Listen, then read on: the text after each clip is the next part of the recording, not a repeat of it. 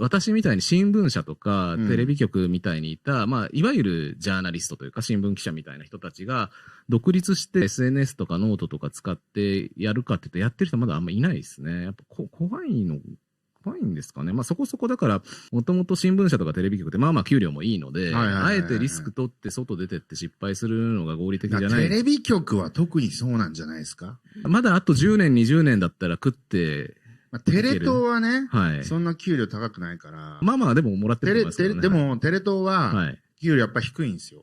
で、なんでかっていうと、日経新聞が実質的な親会社じゃないですか。だからなんですよ。ああ。まあ大体一緒ぐらいだと思いますよ、多分。例えばテレ東の社長は、日経の社長の給料は絶対抜けない。それは多分絶対ないと思います。でしょ？役員の水準は、だけど、やっぱ役員の水準が従業員の水準にもやっぱり反映されるんですよ。年功序列で、君は40代だからどんだけ活躍してても、この規定の水準だってなると、やっぱ辞めちゃう人出てくる。この高橋さんとかもそうですけど。まあ高橋さんはそれ以外に理由もあったまあいろいろ理由もありますけど。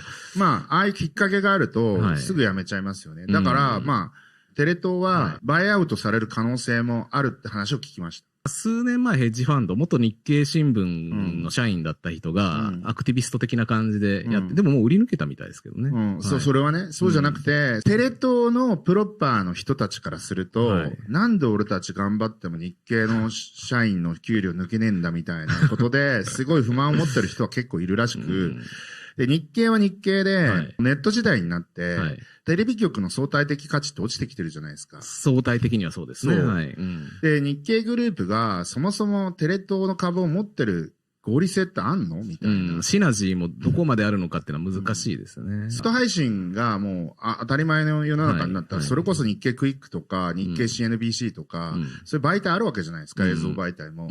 そっちに力入れていった方がいいんじゃないのとか、ネット配信やるんだったら別にテレ東いらないんじゃないのとか、そもそもアニメとか強いんだけど、アニメ全くシナジーないよねとか。まあそうですね。多分そういう考え方もあって、どっかが買うっていうシナリオは全然あると思います。かもしれないですね。まあ結構な割合日経が 30% ぐらいですかね。正確な数字わかんないですけど。ぐらいじゃないかな。だからまあ相当買わないとなかなか大変だと思いますけど。いや、多分だから日経が売るかもしれないってことです、そうかそうか。で、そこでマネタイズして、それをまたその、新しいネットとかの投資に当てていって、よりその収益力を高めていくっていう可能性は結構あるかな。テレビ東京よりも、日経で映像メディアとかまで作っていった方が、多分、企業価値上がるよねっていうふうに思ってる可能性はある。なるほど、なるほど。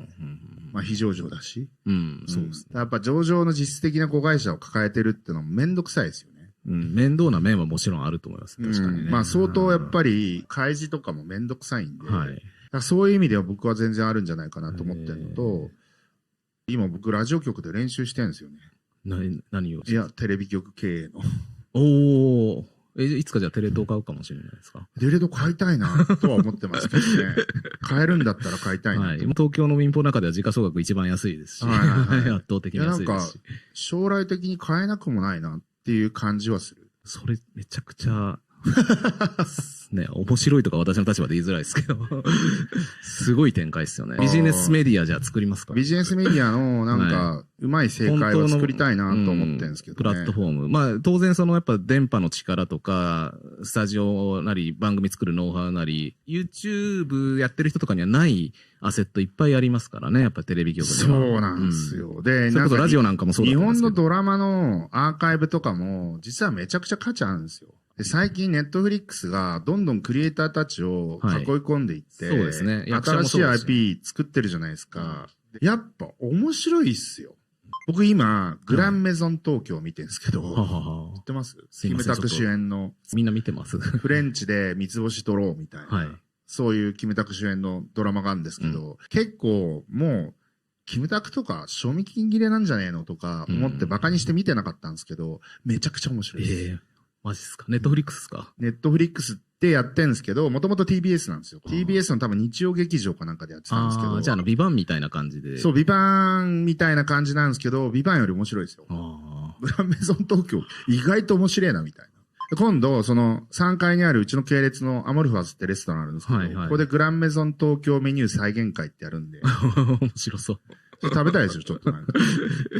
なるほど。その3階のシェフは結構才能あるんで、多分コピれると思うんで。全くレシピコピって同じもの作れると思うんで。ドラマが面白いんですよ。地面師たちもすっごい面白いし、そういうのが、だから日本のドラマって別に海外で通用しないわけでもなんでもなくて、地面師めっちゃ見られてますしね。だって、ネットフリックスでめちゃくちゃヒットした、韓国のドラマあるじゃないですか。イテウォンクラスなんかもともとあれテレビシリーズですからね。なんで、別になんか、卑下することは全くなくて、普通に世界配信したら、僕なんでテレビ局買おうと思ったかって、そういうところも考えてたんですよ。世界展開しようよ、みたいな。でも、やっぱ免許事業の人たちって、なんか、日本のことしか見ないんですよね。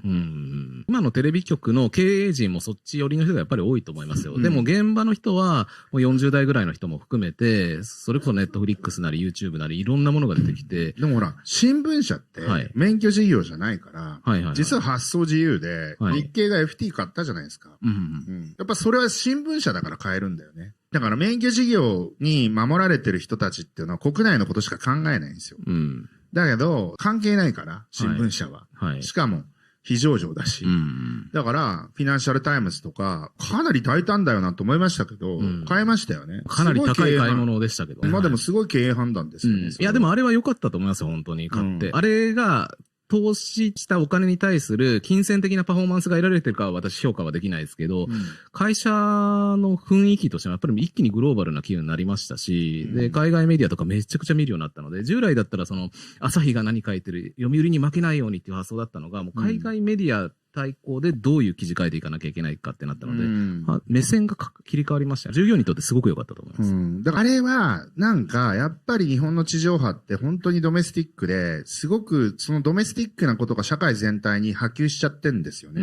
日本社会がすごく内向きになってんのは、絶対地上波テレビ局のせいなんですよ。サブスクが遅れたのもテレビ局のせいなんですよ。広告ビジネスモデル一本足打法だから良くないよねって言って、フジテレビを買う一番大きな理由っていうのは、ネットのサブスクをやらせたかったっていう。まあ、当時はナローバンドだから、i モードとかね。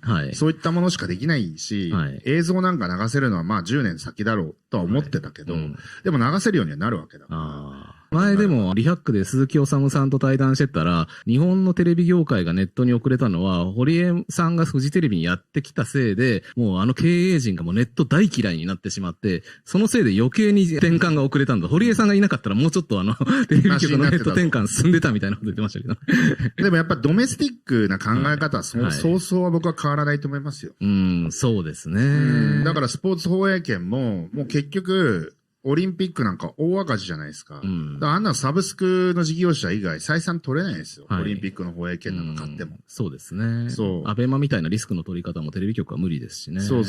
でもそうこうしてるうちに、地面師たちしかりですけど、コンテンツどんどんいいものできて、ある意味なんて言うんでしょう。そう、だから、ネットフリックスとか LTV で考えられるから、ライフタイムバリューで考えられるんで、この会員獲得したら平均何年続いて、いくら元取れるっていうのがあるから、それで投資ができるんで。まあ資本力も圧倒的に違いますしね、ネットフリックスは。でもすごい簡単な理屈なんですけどね。でもこんだけいいコンテンツ、だからそれこそスポンサーに気にせず、例えばドラマでエログロ的な要素だってネットフリックスやれちゃうわけじゃないですか。で地上波難しいってなって、どんどんコンテンツがこう視聴者の求めるものができるし、なんならその役者もより高いギャラだし、多くの人に見てもらえるし、いい番組ってなっていくし、プロデューサーとかも流れてってますよね。ってなると、番組も人材もネットフリックスとかアマプラに吸収されていくと、テレビ局幹部もマジでちょっとやばいってなり始めてると思うんですよね。その中でこうどう動けるか、なかなか。いや、もう、それでもまだ余裕あるから、やってないですよ。僕、ラジオ局で、すごいミニマムで、年間数億円ぐらいの売り上げなんですよ。わかんないけど、スタジオは3つもあったりとか、しかもその、マークイズっていう商業施設は、福岡ドームの横にある商業施設で、そこに公開スタジオあるんですよ。俺の放送ここでやればいいじゃんとかって初めて行った時に思って、めっちゃ人いるんですよ、ホークス戦の時とか。で、みんな手振ってくるんですよ。そこだってスタジオネーミングライツ売れんじゃんとか。まあネーミングライツ売ったんですけど、とか、ベイサイドっていう博多港の横にあるスタジオも、膨大なオフィススペースがほとんど使われてなくて、でそこになんか、公開スタジオ作りゃいいじゃんと。で、こういう感じで、みんなが、だからシャベルを真似して、同じもの作れっつって言ってんすよ。ああ。その辺の発想ってずーっと昭和からやってきてるラジオ局だとなかなか出てこないことが多いのかもしれない。これやればいいじゃんみたいなのいっぱいありそうですよね。そうなんですよ。で、ネット配信に全部なってんのに、なんか知らないけど昔から貯めてる CD の収納部屋みたいな。何万枚も CD 置いてたりとか。いらないでしょ。まあ、みたいなものとかもいっぱいあって、いくらでも経営改善できるんですけど。面白いですよ。だから深夜もホワイトスペースがいっぱいあって、それ今、ラジオのタイム広告じゃないけど、ネットでワンコインで買えるラジオ CM みたいなものを売ろうとしてるんですよ。ネットでマーケットプレイス作って、テレビだと今テレシーとかあるじゃないですか。あんな感じでネットで簡単に買えるみたいな。そうしたらもうほとんど AI で AB テストまでやっちゃって、音声広告だったら簡単に作れるじゃないですか。もう超低コストですよね。一瞬でできますしね。で、AI の音声でももう自動音声でできるし、コピーだけ考えて、AI 入力させてワンコインでどれだけ反響取れるのかっていうのをやればいいだけなんで、効果測定まで全部できるから。いいでしょ。いいっすね。面白そうですね。それだから他の局にも売り込んでやろうかなと。確かに非効率なラジオ局いっぱいありそうですからね。そうなんですよ。だからネットの、売れるネット広告社っていう福岡のネット広告の会社があって、そこに資本参加してもらって、そこで今共同開発してるんですよ。ラジオ CM の。なるほど。マーケットプレイスみたいな。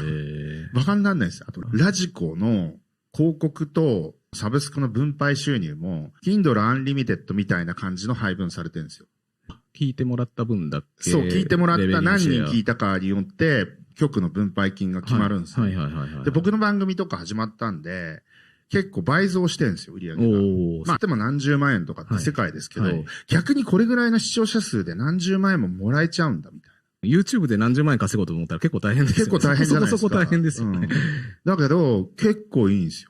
ラジオでもこれだけできんだから、テレビなんか、今 TVer の収入とか結構バカになってないんですよ。全然仕組み分かってないですね。TVer も同じです。だからラジコのテレビ版が TVer です。番組出すじゃないですか。TVer で見られた、TVer だけの広告とかもあるんですよ。TVer の用の CM もあるし。まあ客層違いますからね。そう。で、タイムシフトで見れると有料とかなんか多分そういうのもあって、で、そういうのの分配収入が再生回数に応じて決まってて。じゃあ YouTube にもある意味近いところがあるわけですかね。そうです。でも、例えばフジテレビのドラマが1億回再生されたとか、そういうニュースが出てますけど、多分相当な分配金来てますよ。何千万っていうレベルで来てると思いますよ。1回再生あたり1円近くもらってんじゃないかな、多分。